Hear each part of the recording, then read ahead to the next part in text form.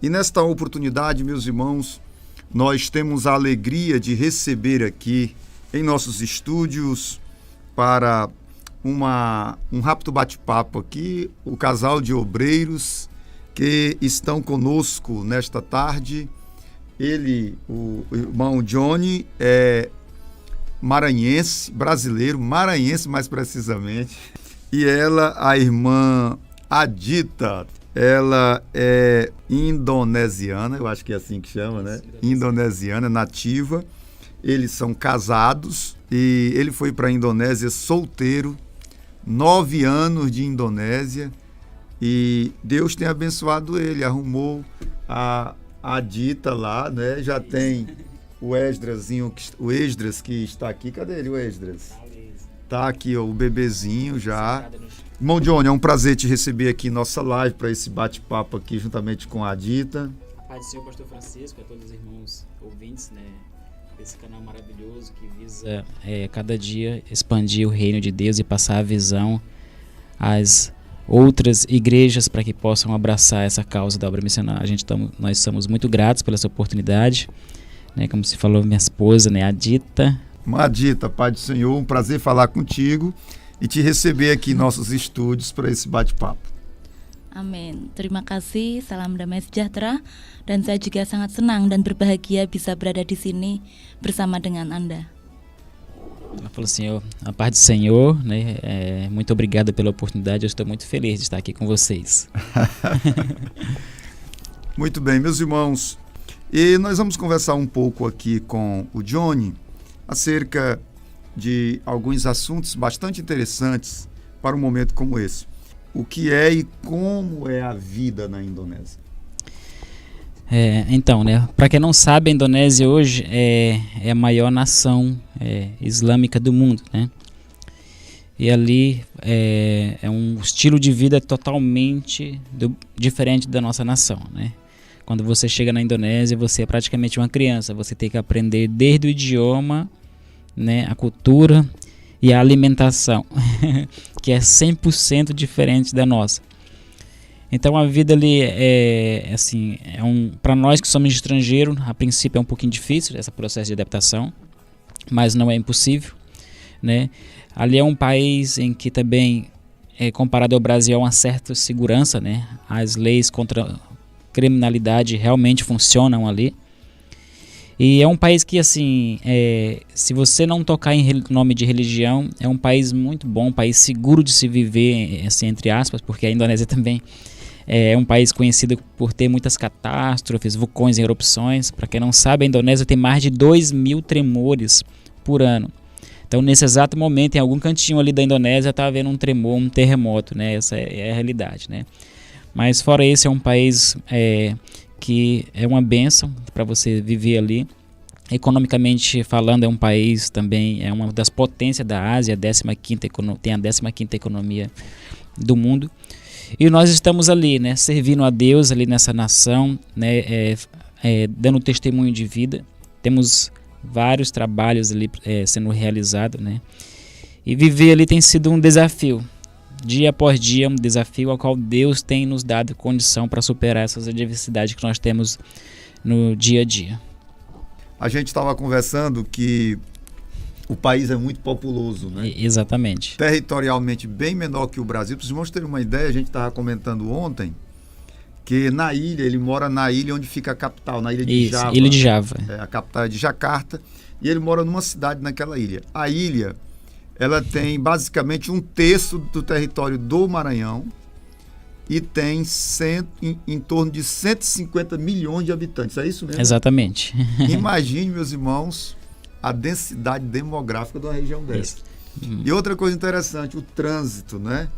Lá, se você vai atravessar uma rua, né, se tem moto, carro passando, né, você tem que se entrar no meio. E eles vão parando. Então as pessoas têm que ser um pouquinho corajosa, né? E eles vão se desviando. Você jura que os cabos vão lhe acidentar, mas não, eles conseguem desviar, né? Então é um desafio o trânsito ali, né? Você pilotando moto também é comum você vê uma família inteira em cima da moto com crianças e inclusive tem até cadeirinha para colocar a criança na frente da moto. A questão também da moradia, das casas, uma coisa interessante é que a cultura, eles sentam muito ao chão, né? Não tem muito hábito de usar mesa, cadeira. Culturalmente isso é praticamente em quase toda a Indonésia, né? Quase que a Indonésia, várias ilhas têm cultura, cada ilha na Indonésia tem uma cultura diferente, cada povo, né? Porém, o ato de sentar, meu filho aqui sorrindo, o ato de sentar no chão, como meu filho está sentado aqui, isso é cultural lá, né? Você vai comer, eles comem sentado no chão, a mesinha bem baixinha, mais ou menos uns 40, não chega a 40 centímetros ali. E o nosso culto lá é nas casas, né? E a gente também senta no chão, faz aquele círculo ali. Então é algo bem comum. Se você vai nos aeroportos, assim, às vezes tem a cadeira, mas o povo está sentando no chão, porque é uma posição de descanso para eles, né? Então é interessante isso. Muito bem.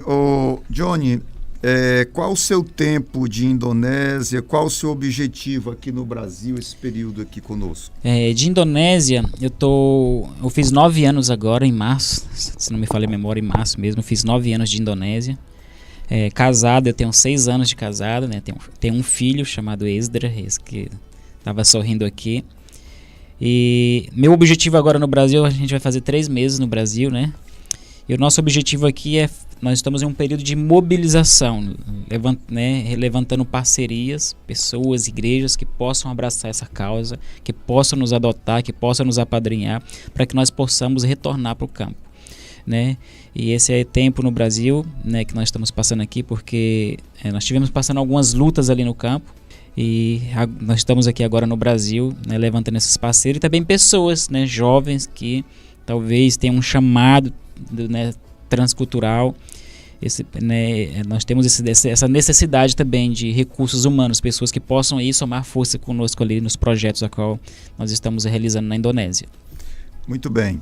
Então, jovens, né, que têm aí uma vocação de servir no reino de Deus e que tenham disposição para estudar principalmente inglês. Isso, e indonésio também. E indonésio também, né? São candidatos. Aprender 2 idiomas.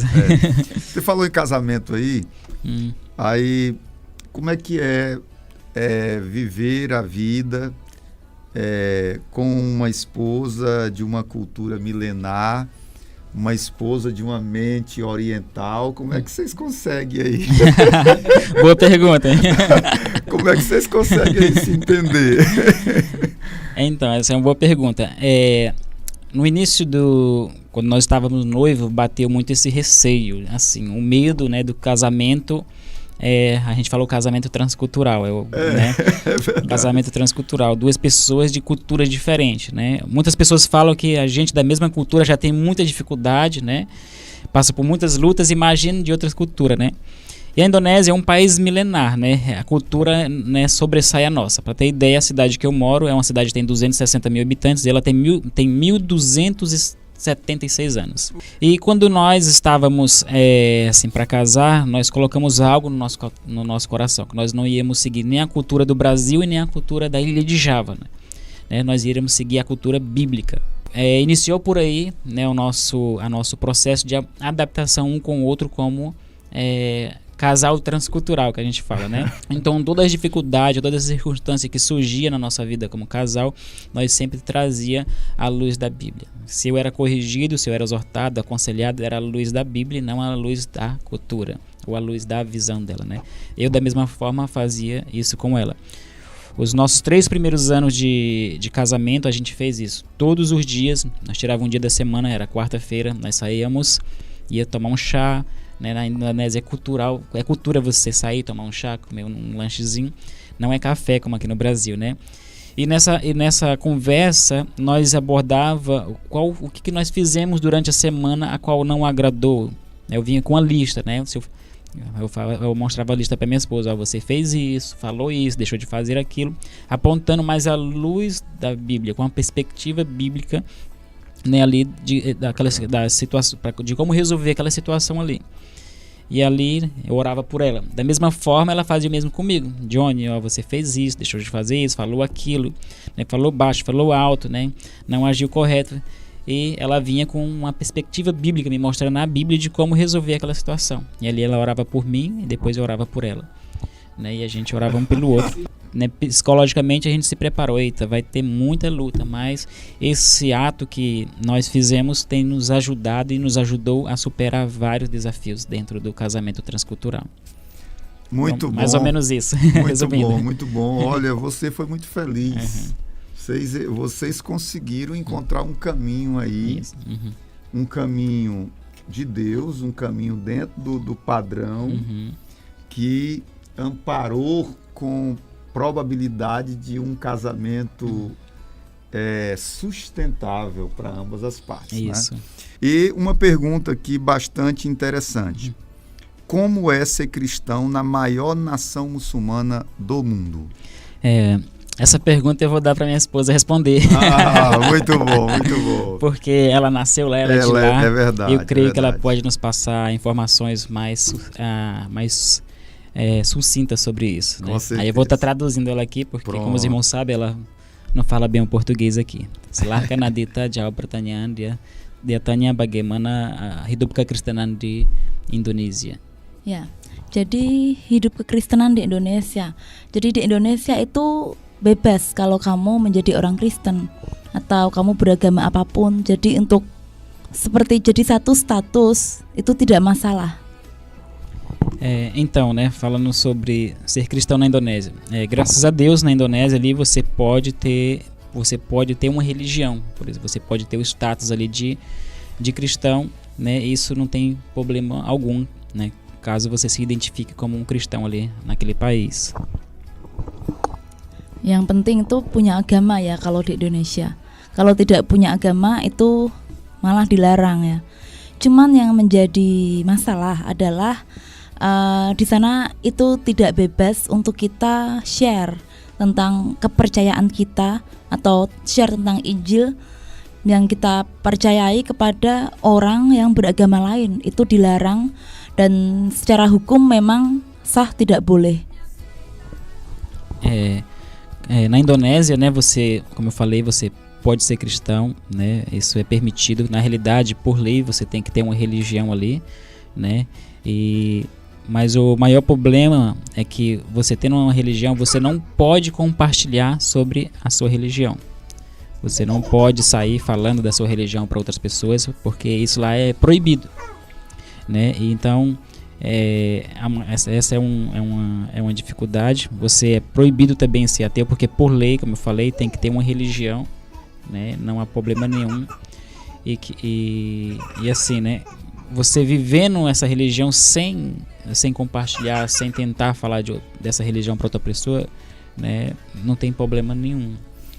Mas você falar, aí você vai ter problema, porque lá por lei é proibido. Lá você pode ser cristão, Johnny, mas a questão de fazer trabalhos de rua, isso aí não é permitido por lei no país. Não é permitido, porque a religião assim, é um país que você pode ser cristão, na realidade você tem que ter uma religião, né? Certo. Né? Por lei lá você tem que ter uma religião.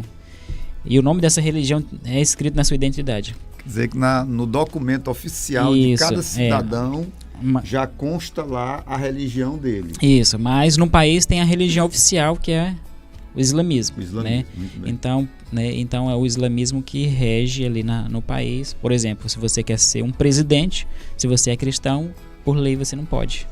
Certo. Né? Porque só é possível você ser um presidente da República na Indonésia caso você seja um muçulmano. Mas se você é governador, prefeito, sendo de outras religiões, é possível. Mas ser presidente, por lei, isso não pode. Então veja... Assim, a minha esposa está aqui relembrando eu falar que se por acaso a gente compartilhar, né, a respeito da nossa fé, a respeito do evangelho que nós cremos, nós somos taxados como intolerantes. Né? Entra na lei lá de intolerância religiosa. Muito bem. Então, irmãos, vejam essas nuances aí, não é? Do trabalho nas mais diversas realidades pelo mundo afora, né? E nós agradecemos a participação aqui muito importante deste casal conosco na nossa live de hoje.